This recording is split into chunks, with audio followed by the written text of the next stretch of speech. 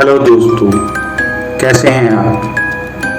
पिछले भाग में हमने देखा कि राहुल, सोनू और अजय ने उत्तराखंड के रहस्यमय रक्त महल में एक रात बिताई और वहां हुई विचित्र घटनाओं का सामना किया।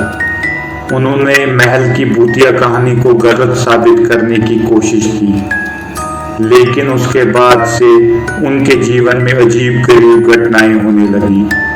राहुल की अचानक मौत ने सबको हैरान कर दिया। अब इस दूसरे भाग में हम जानेंगे कि सोनू और अजय ने कैसे उस रहस्य को सुलझाने का निर्णय लिया और दोबारा रक्त महल की ओर रुख किया। क्या वह इस बार महल के रहस्य का पर्दाफाश कर पाएंगे? क्या वो सुरक्षित वापस लौटेंगे या उन्हें भी राहुल जैसे भयानक घटना का सामना करना पड़ेगा? जानने के लिए हमारे साथ बने रहे और कहानी के इस रोमांचक भाग का आनंद लें। तो दोस्तों, अब कहानी को आगे बढ़ाते हैं। राहुल की रहस्यमय मौत के बाद अजय और सोनू के साथ भी दिल्ली में अजीब गरीब घटनाएं होने लगी। सोनू को रात को अजीब आवाजें सुनाई देने लगी और अजय को अपने कमरे में परछाइयां दिखने लगी। उन्हें यह एहसास हुआ कि रक्त महल की कुछ शक्तियां अब भी उनके पीछे हैं। इसीलिए सोनू और अजय ने ठान लिया कि वह वापस रक्त महल में जाएंगे, लेकिन इस बार अधिक सतर्कता के साथ। कुछ हफ्ते बाद सोनू और अजय ने सारी तैयारियां की और पुनः उत्तराखंड के घने जंगलों में स्थित उस प्राचीन और भयानक महल की ओर रवाना हो गए।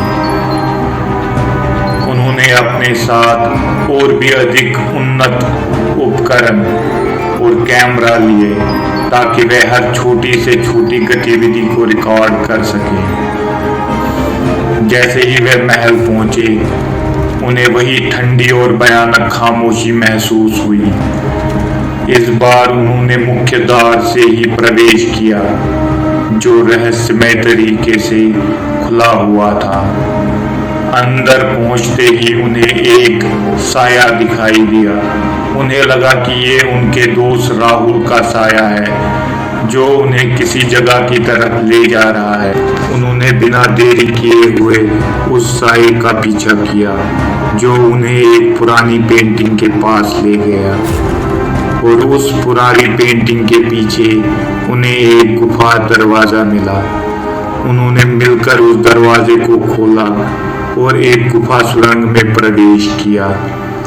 सुरंग के अंदर घुसते ही उन्हें एक ठंडी हवा का झोंका महसूस हुआ और अजीब गरीब आवाजें सुनाई देने लगी।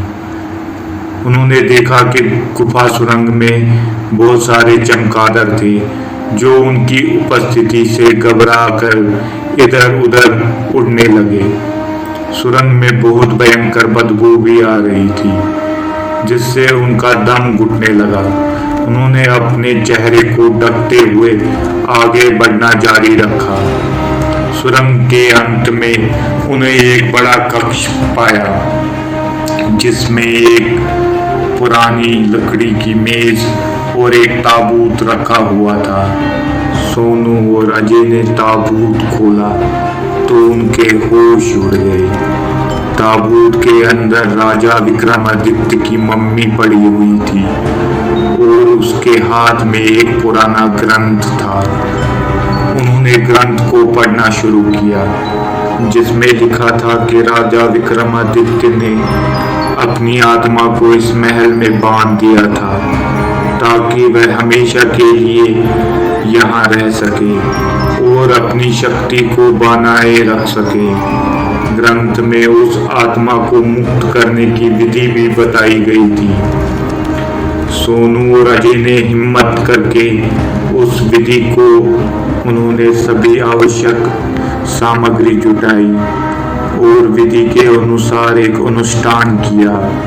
जैसे ही अनुष्ठान पूरा हुआ, महल में एक जोरदार आवाज गूंजी और पूरे पूरा वातावरण बदल गया।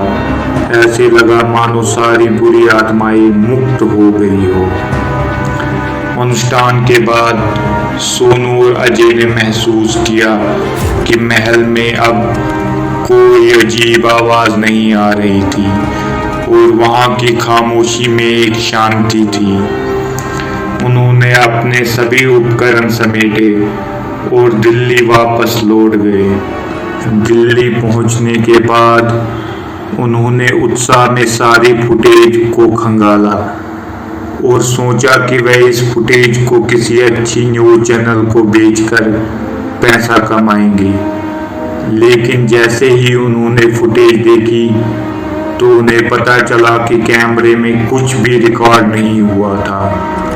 ये देखकर वह घबरा गए और इसके साथ में ही उन्हें समझ आ गया कि महल की रहस्यमय शक्तियों ने उनके प्रयासों को सफल होने नहीं दिया।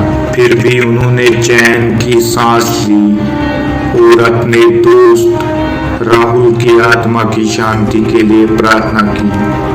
तो दोस्तों, इस तरह सोनू और अजय ने रक्त महल के रहस्य को सुलझा लिया और वहां की बुरी आत्माओं को मुक्त किया। ये कहानी हमें सिखाती है कि साहस और दोस्ती से किसी भी भयंकर चुनौती का सामना किया जा सकता है, भले ही कभी कभी परिस्थितियां हमारी उम्मीद के अनुसार ना हो। अगर आपको ये कहानी पसंद आई हो तो कृपया लाइक, कमेंट और शेयर करना ना भूलें। हमारे चैनल को सब्सक्राइब करें ताकि आपको और भी ऐसी दिलचस्प कहानियां सुनने को मिले। धन्यवाद।